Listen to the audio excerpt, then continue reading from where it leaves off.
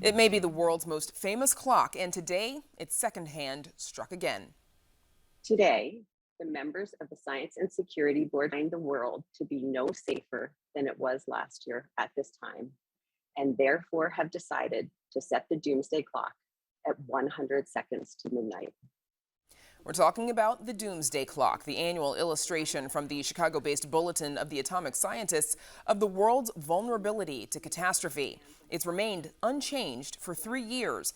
But as WTTW news reporter Patty Wetli explains, that is not a good sign. Patty, remind us, what's the purpose of the clock?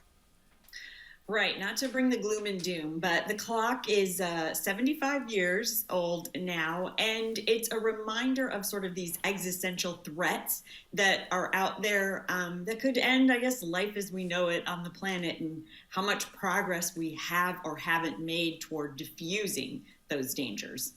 And why are scientists sounding the alarm if the clock has remained unchanged for these last 3 years?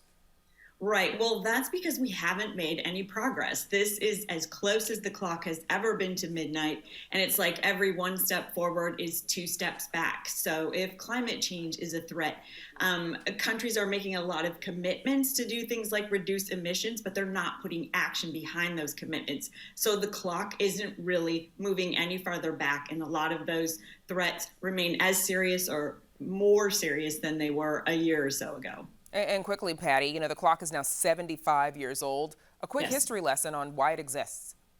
Well, it was started by atomic scientists who were worried about the threat of nuclear annihilation and what we've done and what kind of harm it could cause, and kind of to sound the alarm of what we can do to sort of protect, save the planet, and make the place more secure and healthier for everyone who lives here. And 75 years ago, the biggest concern was nuclear annihilation, and today Right. we have that along with climate change, the pandemic, other Right. concerns. Okay. Right. Patty Wetli, Yeah. thanks as always. Thanks, Brandis. And you can read Patty's full story on our website. It's all at WTTW.com/news.